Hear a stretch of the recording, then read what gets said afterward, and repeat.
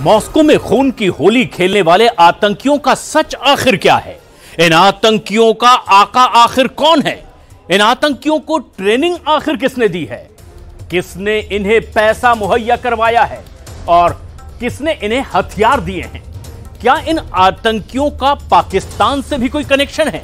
और यह जानना बेहद जरूरी इसलिए भी है क्योंकि हमले की जिम्मेदारी आईएसआईएस के खुरासान ब्रांच ने ली है और ये वही आईएस के आतंकी हैं जिनकी बुरी निगाहें भारत पर भी रहती है। और ये वही खुरासान ब्रांच है जिसका जन्म तालिबान पाकिस्तान की कोख से हुआ है। और अगर मॉस्को हमले में पाकिस्तान का लिंक सामने आया है तो पुतिन फिर इन्हें छोड़ने वाले नहीं हैं।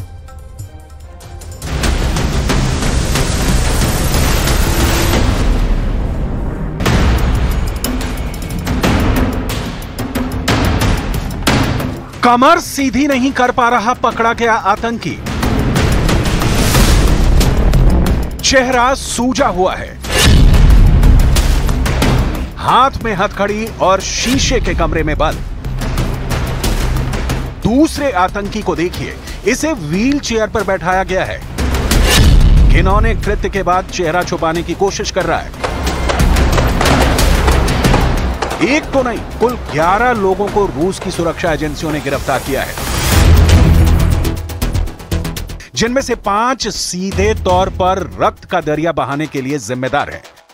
राष्ट्रपति पुतिन ने सबका बदला लेने की कसम खाई है, लेकिन सवाल है, मॉस्को में हमले के जिम्मेदार ये आतंकवादी किस देश के हैं? किसने भेजा इन आतंकियों को मॉस्को को जला डालने के लिए? किसने दिए इन आतंकवादियों को हथियार? किसने दी हथियार चलाने की ट्रेनिंग? और किसने दिए इन आतंकवादियों को $10,000? मौत के इन सौदागरों के पीछे हाथ किस देश का है? इन सारे सवालों के जवाब अभी हवा में तैर रहे हैं। रूस की सुरक्षा एजेंसी एफएसबी एक्शन में है। एफएसबी ने जिन आतंकवादियों को पकड़ा है, उनके पास से जो चीजें बरामद हुई हैं, वो 4 देशों से इनका कनेक्शन स्थापित करती हैं। मॉस्को में मौत के सुनामी के पाकिस्तान कनेक्शन की जांच, आतंकियों के पास से मिला ताजिकिस्तान का पासपोर्ट, तुर्की में आतंकवादियों को ट्रेनिंग मिलने का शक, रूस ने कहा यूक्रेन का लिंक पक्का है, अमेरिका ने आतंकवादी हमले के पहले आगाह किया था, 133 मौतों का 5 देशों से कनेक्शन का सच क्या है?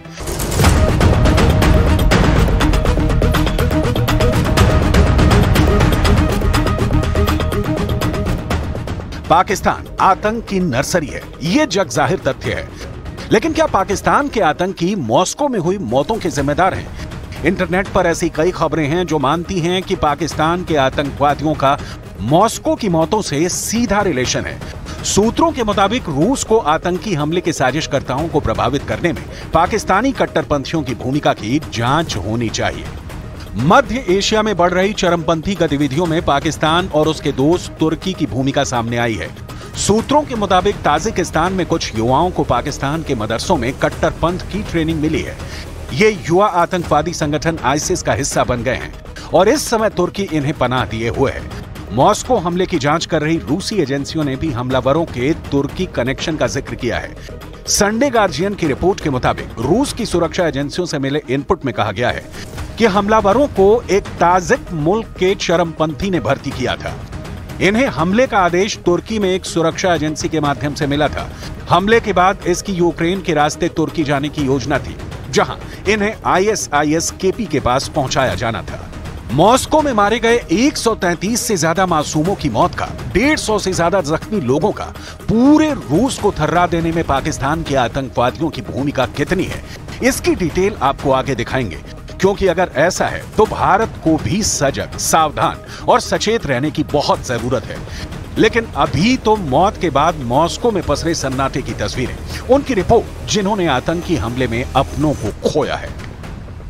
Здание Крокус, все полыхало огнем, огромное количество спецслужб, это и пожарные, и скорая помощь, и силовые структуры, тут все было спецслужб, просто все.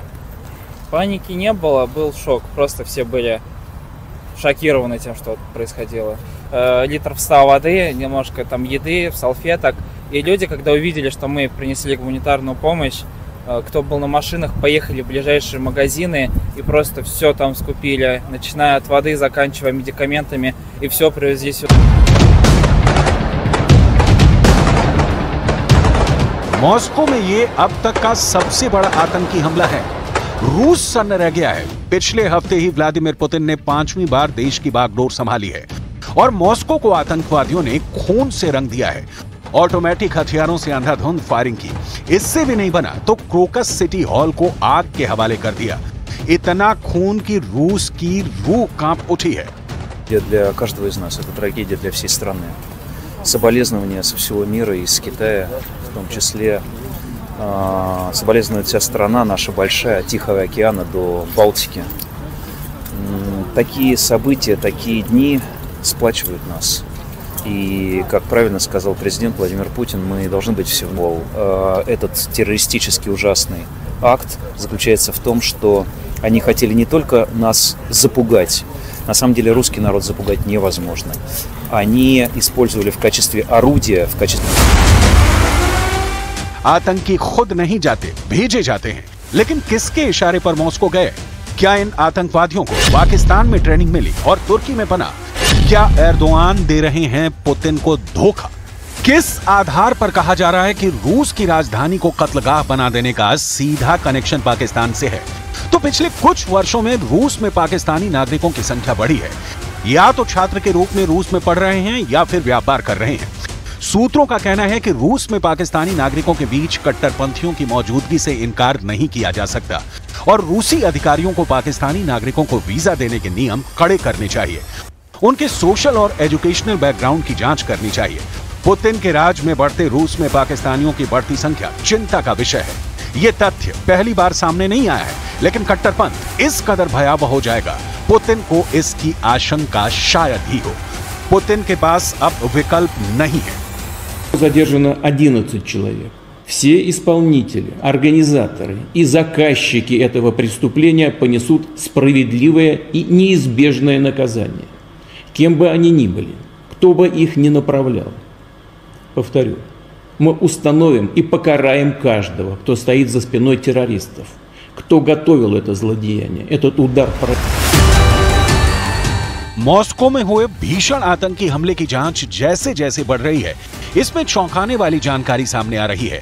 रूस ने हमले में शामिल 11 लोगों को पकड़ने का दावा किया है, जिनका संबंध अफगानिस्तान में सक्रिय इस्लामिक स्टेट के खुरासान से है। यह पहली बार नहीं है जब इस्लामिक स्टेट ने रूस जैसे शक्तिशाली देश को निशाना बनाया है। रूस के हाल के कुछ सबसे बड़े आतंकी हमलों में ISIS शामिल रहा है। 2015 में ISIS ने रूस के विमान पर हमला किया। इस हमले में 224 यात्रियों की मौत हो गई। 2017 में सेंट पीटर्सबर्ग मेट्रो में बम विस्फोट किया, जिसमें 15 लोगों की मौत हो गई। और अब कॉन्सर्ट हॉल में गोलीबारी कर 133 लोगों को मौत के घाट उतार दिया। मुख्य रूप से अफगानिस्तान में स्थित IS की शाखा ने 2021 में अमेरिका के अफगानिस्तान छोड़ने के बाद से रूस को निशाना बनाया है। रूस की सुरक्षा सेवा FSB ने 7 मार्च को ही मॉस्को के पास कलुगा क्षेत्र में एक संभावित हमले को रोका था। सवाल है कि ISIS रूस की बर्बादी के पीछे क्यों पड़ा है? इस सवाल का जवाब आपको इतिहास के कुछ पन्नों में मिलेगा। ISIS के रूस को निशाना बनाए जाने में सीरियाई गृह युद्ध की भूमिका सामने आती है। रूस के राष्ट्रपति पुतिन ने 2015 में हस्तक्षेप करके विपक्ष और इस्लामिक स्टेट के खिलाफ राष्ट्रपति बशर अल असद का समर्थन किया था। ऐसा करके पुतिन ने सीरियाई गृह युद्ध का रुख बदल दिया था और यहीं से IS रूस के पीछे पड़ गया। ताजा हमला इसका सबसे बड़ा गवाह है, जिसका असर रूस यूक्रेन की लड़ाई पर भी पड़ा है। यूक्रेन ने पूरे देश में हवाई हमले का अलर्ट जारी कर दिया है। Тем, кто стоит за этой кровавой бойней, совершить новые преступления. Что касается расследования этого преступления и результатов оперативно-розыскных действий, то в настоящее время можно сказать следующее. Все 4 непосредственных исполнителей теракта, все те, кто стрелял, убивал людей, найдены и задержаны. Они пытались скрыться и двигались в сторону Украины, где, по предварительным данным, для них с украинской стороны было подготовлено окно для перехода государственной границы. रूस की सुरक्षा एजेंसियों का मानना है कि यह हमला यूक्रेन से जुड़ा है। हालांकि इस्लामिक स्टेट आतंकवादी समूह ने इस हमले की जिम्मेदारी ली है।